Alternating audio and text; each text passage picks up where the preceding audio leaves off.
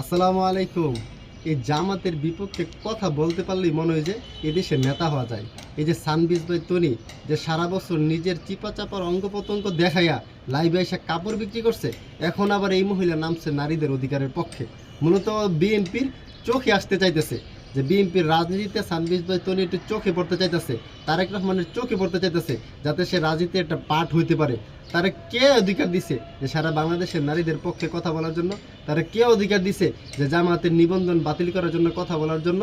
যে সারা জীবন নিজের অঙ্গ প্রত্যঙ্গ চিপাচাপা দেখাইয়া লাইভে দর্শক টাইম না কাপড় বিক্রি করছে, অতটুকুই থাক। ঠিক আছে, তুই কাপড় বিক্রি করতেছ, কাপড় বিক্রি করাতেই থাক। তুই আবার এখন রাজনীতিতে আইসা উল্টাপাল্টা কথা বললা মানুষের চোখে মিডিয়াতে থাকার জন্য হাইলাইটস হওয়ার কি দরকার? তাও আবার জামাতের বিপক্ষে।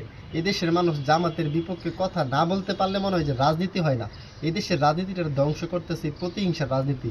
এই বিএনপির ধ্বংস করার জন্য, এই বাংলাদেশকে আবার ধ্বংস করার জন্য এই নয়নের মতো রাজনীতিক কর্মী আর সানবিজ ভাই তনির মতো নারী নেত্রী, এই সানবিজ ভাই তনির মতো মহিলা কর্মী, এগুলোই আবার বিএনপির ধ্বংসের কারণ হয়ে দাঁড়ায়।